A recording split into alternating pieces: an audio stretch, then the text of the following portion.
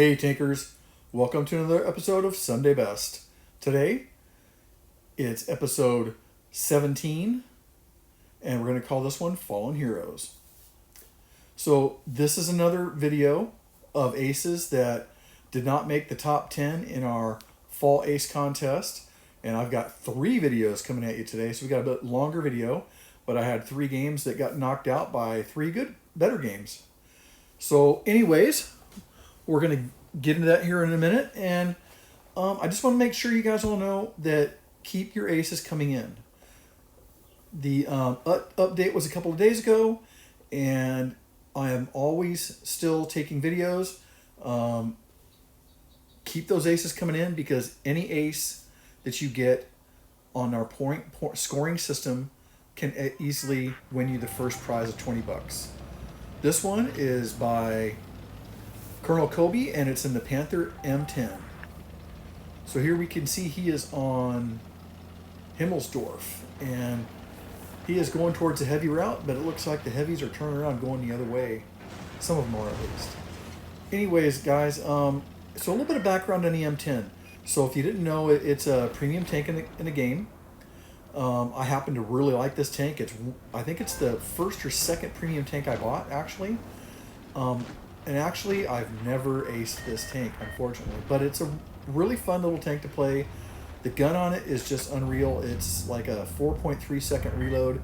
It's not a high alpha gun, but you can easily perma-track somebody with this gun. History on the tank is, so back in World War II, the Germans wanted to try and get some tanks in amongst the Americans, and they thought that if they did some work on their Panther tank and put some plating on it and different, cosmetic fixes, that they would make it look a lot like the M10 Wolverine. So that's why this one is called the Panther M10. There was actually 4 tanks made in that style, or a modified in that style to try and fool the Americans. I don't really know that. I don't think there's really a record on what happened with them. I did find a photo at the end of this that has a picture of what I believe is an M10, as long as it's not a doctored photo. But anyways, guys, getting into the game. So we can see that Colby has done a good job here on the heavy flank. He's helped cap a base. He's taken out his first tank now. He's got 1 kill, and he's going to continue on with just pursuing these tanks and using that quick reload. You can watch. I mean, look at this. Bam! There's his second kill. Oh no, he didn't get that kill. Never mind. Sorry. But you can see he's putting shots out really quickly. That 4.3 reload. It's one of those guns that it trades alpha for DPM, and we know that like the Panther, the regular Panther's gun is a lower alpha gun. This actually would have the lower gun on the Panther line, not the top gun. So it has a little less pen on it, but it still does that pretty reliable damage. It's going to hit every time. It's like pretty much like a laser beam. We see Colby is catching another base here, and to keep his team's points going up. And that's one thing that's really important in supremacy, that you pay attention to what's going on around you. And if the other team is capping bases and you're in a medium and a light tank, or even in a TD or a heavy, if you have the opportunity to cap a base and take it back, you should. Here we see he's got himself in a great position on the side of a Su-152. That tank would delete him with 1 shot pretty much if it hit him. But he's 4.3 seconds. He's putting shots in every chance he can. He's got shots. He catches a little fire, and he gets a kill there. So here he's pushing up, and he's going to keep helping and looking for targets. And he's playing a very aggressive game, which in a tank like this, because believe me, I played it. It's a tough one to play because it's a tier 7 medium. It doesn't have a lot of armor. He's playing a good job. He's playing good. He's doing a good job in keeping himself on target, going after these opponents. Here he gets his second kill, and he doesn't even slow down. He keeps going, and he's already reloaded, and he's looking for another shot. He catches somebody AFK. I'm okay with AFK kills. It's going to get him the last kill of the game and some extra damage. And you know, the right thing to do on an AFK tank is save it for last. If he's AFK and he's not hurting you, the rest of the tanks are more important because they are shooting at you. Anyways, great game, Colby. I am sorry that that did not make it in the event, but we see he had 2,500 damage, made 32,000 credits. He's got just over 1,200 experience points. That's a great experience points for a tier 7 tank. He did have 3 kills, but like we said, unfortunately, he didn't make it into the top 10. So we get to enjoy this video as one of our Sunday best. Again, great game, Colonel Kobe. So the second video of our Sunday best is by Climber, and he's playing one of my favorite heavy tanks, the LUPAS.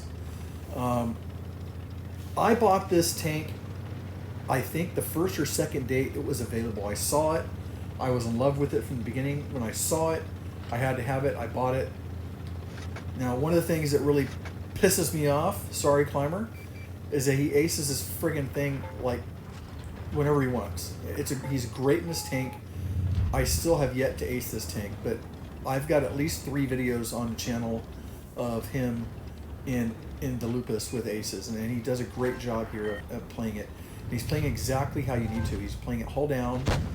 He's capping a base while he's playing hull down, covering this back alley, and we see that Jag Panther tried to come around the corner, and he just pinned him right in there. And you know he takes out the Jag Panther there, and the Jag Panther's not an easy target to take. Background in this tank is it's not a historical tank, obviously. It's from a video game, the Valkyrie Chronicles. But a little bit of background on the tank that I can give you is, if you don't have this tank and you're not playing it, and you've not played it or seen it, this is one of the most OP tanks at tier 7. And everybody says, oh, it's not OP, you know, it's the Annihilator, the Smasher, blah, blah, blah, blah, whatever. This is the original OP tank at tier 7. When you side scrape in this tank, it's untouchable by anything in tier 7 and tier 6. If you go hold down in this tank, it's untouchable by anybody in tier 7 or tier 6. It's one of the few tanks that can easily go hold down and easily side scrape either way, and either way it is damn near untouchable. Here he's coming up on one of the super heavies, the VK168, puts a nice shot in the back there, gets into a reload. But this tank is untouchable if you played it right in tier 6 and 7. Against tier 6 and 7. It's just untouchable. It's the first of the OP trio or OP tanks that came in, including the Smasher and the Annihilator. It was OP. The thing that holds this tank back is its slow reload. It's got a great gun. It's like a Russian style gun. It does heavy, massive damage. Not the best accuracy, but it's just a gun that smashes people. And here he gets his second kill, and that second kill, no, that's his third kill, sorry. That's his third kill, and it happens to be his second kill of super heavies that are a tier above him. Great job there. Tier 7 taking out tier 8s, and that's just smart play right there. Anyways, continue on about the LUPAS. So, like I said, the thing that holds his tank back is the gun. The slow reload is just ridiculous, but it's one of those, big alpha Russian type guns that big alpha smash like Hulk, but the reload is what slows it down. But I mean, it's a balancing factor, and it's still a great tank.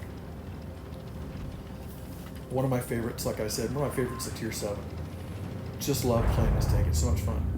So here he is. He's coming up with that little medium tank. I think that's a Type 59. But that tank ain't going nowhere. I mean, his tank, he'd be best running, but he's fighting. And that's the stupid thing. He's got a tier 8 Yo and a LUPAS right there in front of him. I don't know what he's thinking, but pretty soon he's be thinking it from the garage.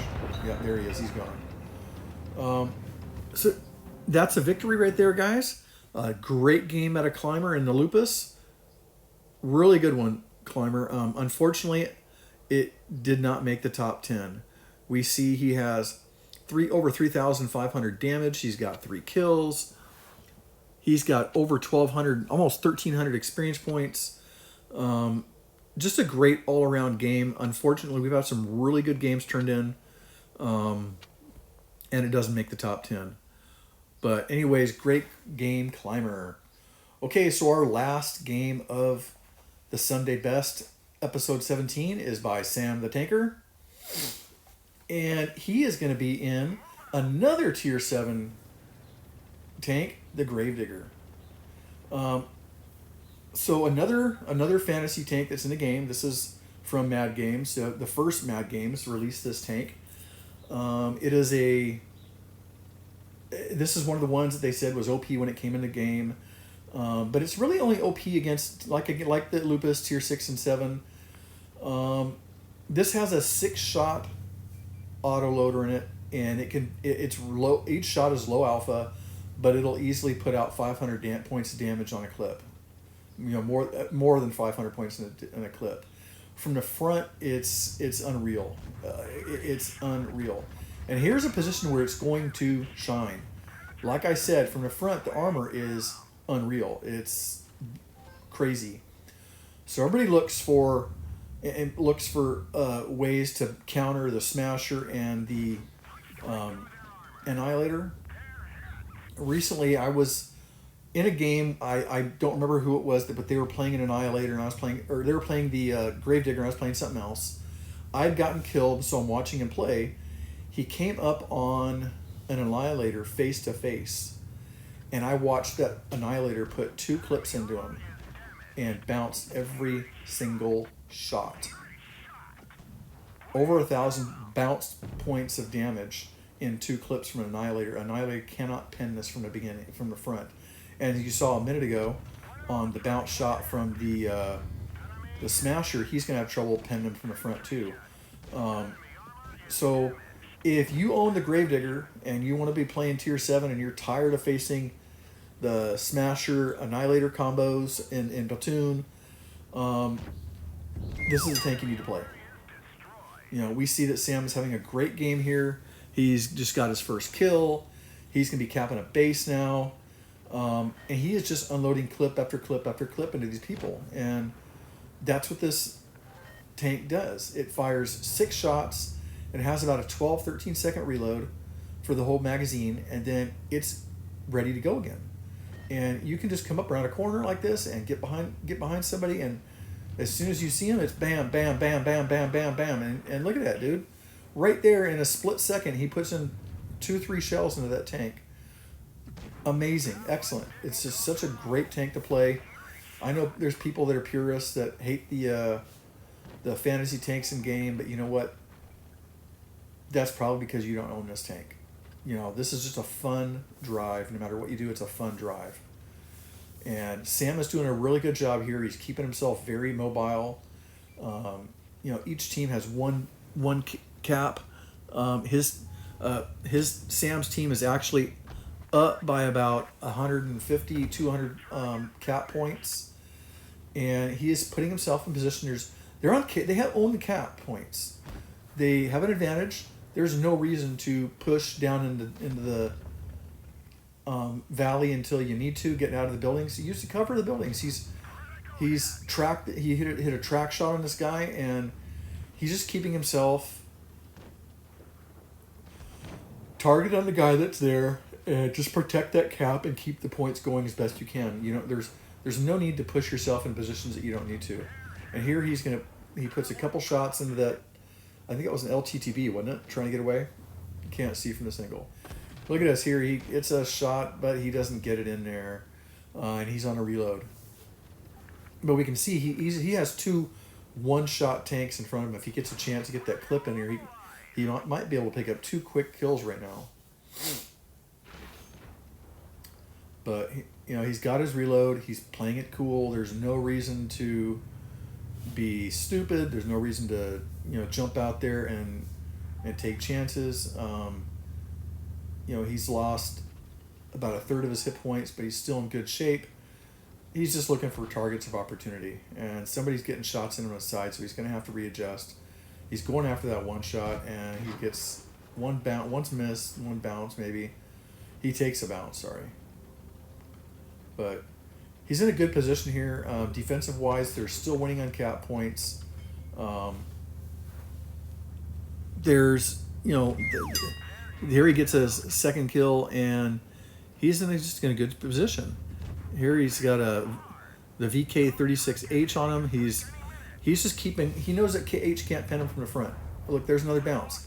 He's watched for this other tank to pull around and so he can get another kill. And he's just watching for it. And, he's going to get it. He's going to get it. You just watch. He's gonna get that guy's going to make a mistake and he's going to get it. He's waiting for it, so he might as well dump some shots into this VK. And here the guys come up and he's just going to turn around. Can he get that? Can he get it? Can he get it? Nah, he just missed it. But he's still keeping his front to the H where he's not taking any damage from it. Oh, he did. He got killed. Dang it. Okay. Well, even though he gets killed, he was in a hell of a position. He held a hell of a spot. We see the M6 here that just had to live. That's all it was. Sam does a great job of holding position, keeping tanks occupied with him when they should have been capping bases. Sam puts out 3,128 damage. He makes 62,000 credits on this. Again, he's over 1,200 experience points with 3 kills. Just a great game, or 2 kills. Just a great game, guys. Guys, that's our Sunday best. Thanks for watching. Until next time, good hunting and keep those videos coming in.